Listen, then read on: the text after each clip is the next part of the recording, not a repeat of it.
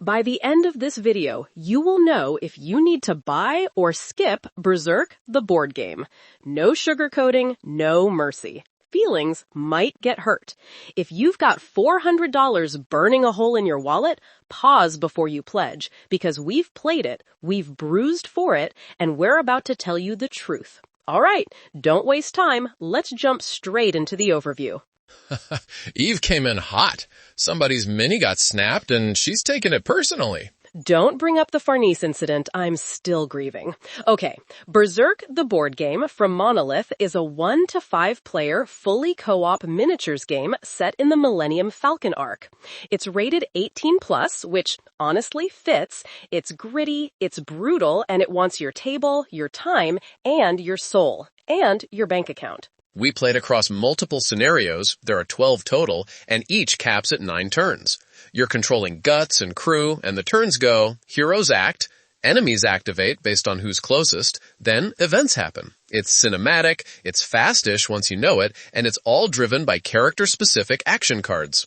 Mechanics, quick and honest, because we're not here to run a tutorial. If you want a full how-to, check the link in the description. We're focusing on the big question, should you buy this or not? So each hero has a deck. Movement, attacks, defenses, specials. The twist is fatigue. The more cards you play, the more fatigue you rack up. And fatigue is not cute. It bleeds you over time, caps your options, and punishes you for going wild. Example, I went full anime power move with Guts. 3 cards in 1 turn, sprinted 2 tiles, swung for a big orange dice pool to inflict bleed, then followed up with a gray dice swing hoping for a stun. I did the damage, got the bleed on the apostle, and felt amazing. Right until my fatigue started nibbling my health like a raccoon in a pantry. Next turn, I was basically limping behind Serpico begging for cover. Meanwhile, I ran Farnese support like a guilty parent. I burned 2 cards in a turn, kept fatigue manageable, blocked an enemy, tossed a defense bonus, but then I watched Eve face tank because she wanted anime moments. Listen, if you give me orange dice with bleed effects, I'm going to swing. Speaking of dice, combat is color-coded. Orange can inflict bleed, gray can stun, and you're counting pips against enemy defense. Simple, straightforward. Roll, count, move on. It's quick, and that's a plus. Enemy activation is actually clever in a minimal way. Closest non-activated enemy moves and attacks first. If there's a tie, players choose. That rule does make positioning matter, but it's predictable. In our third playthrough, we were kiting enemies like middle school dodgeball. It works, it's readable, but it's not deep. Event cards are spicy. One scenario literally flipped the win condition midway. Survive 3 more turns and get to a tile instead of wiping enemies. Cue panic. We had 1 turn left, Guts was exhausted, Farnese was holding the line, and Serpico was basically doing cardio.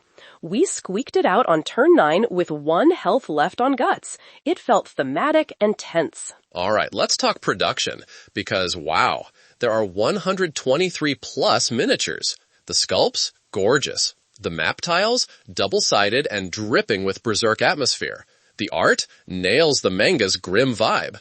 This is the kind of table presence that makes your friends walk in and say, okay, what boss are we fighting and why are there this many bodies? And that 18 plus rating? It's legit. It's rare in board games and they went for it. Grisly art, bleak events, brutal themes. It's not sanitized. It feels like Berserk, for better or worse.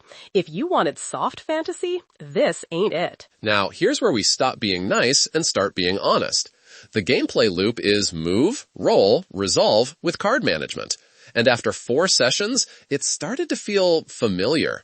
Like a lot of dungeon crawlers we've played, just with higher-end minis. We both felt there's limited mechanical depth. Yes, the fatigue system adds tension, and we liked it, but outside that, enemy behavior is predictable, dice are simple, and the tactical variety isn't huge. After our 4th scenario, we looked at each other like, did we just do the same dance with different map tiles? To be fair, the flow is smooth. Once we learned it, we barely checked the rulebook.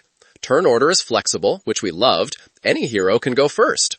But we kept waiting for hidden layers. Crafting, campaign evolutions, persistent wounds, and they aren't really there. Let's talk price and footprint, because this is the elephant sat on your table. The base is around €199, and the full experience pushes over $400. We borrowed the all-in from a very generous friend and played the base plus extras. Setup was 35 minutes on our first go, teardown almost the same. My dining table wept. We actually measured it. If you don't have at least a big 6-foot table, you're going to be doing miniatures yoga. Plus, storage is a commitment. If your shelves are already groaning, this might tip them into divorce proceedings. And this part will hurt feelings. Are you paying for a great game or an incredible miniature collection wrapped around a competent game? We're collectors, we get it, but if you're buying purely for gameplay depth at that price, you're gonna have buyer's remorse. Quick comparisons from our plays and shelves. Conan, also from Monolith, has asymmetric enemy control and surprisingly deep strategy. We've had more interesting decision tension there than in Berserk. Massive Darkness 2, cheaper, better mechanical variety, class-driven identities, and a campaign that feels earned. Kingdom Death Monster sits at a similar price bracket, and it absolutely buries Berserk in mechanical depth, progression, and replayability. It's brutal, and it's not for everyone, but if you want the deep, evolving experience and you can stomach complexity, KDM is the gold standard. Claustrophobia is tight, asymmetric, lean, and fun. Way less plastic, more bite. And Gloomhaven? If campaign co-op is your vibe, Gloomhaven systems make you sweat in all the right ways. And it's still cheaper than going all in on Berserk. Personal story time, because we promised honesty. Playthrough 2. We tried the kite and control approach. I used Serpico to bait enemies, Lucas kept Farnese as a shield, Guts did precision strikes. It worked almost too well. We were moving pieces like traffic cones. It felt gamey, not desperate Berserk chaos. Fun? Yeah. Deep? Not really. Playthrough 3, we went ham. Double orange dice, pushed fatigue, rolled for stuns with gray dice, bled enemies out. The combo turns felt epic, but then the fatigue punished us so hard, it almost felt scripted. I like that tension, but it plays the same way every time. Burst, then breathe, repeat. Setup story. We tried to lay out all 123 minis for a WoW pick.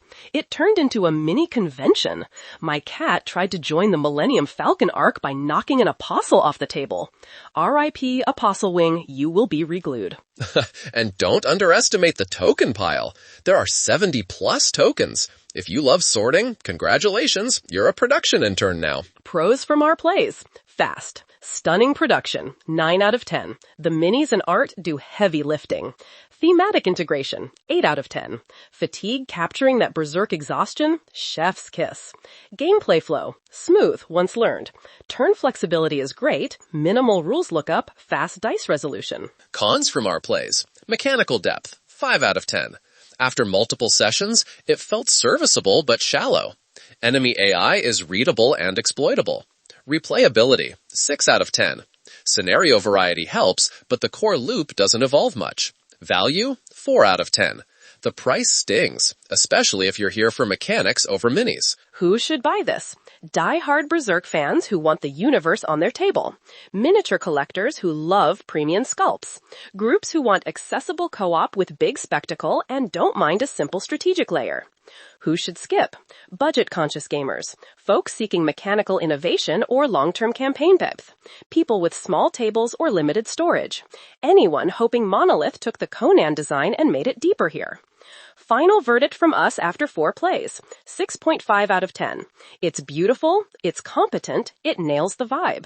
But it's not groundbreaking, and the price is brutal for the mechanical return.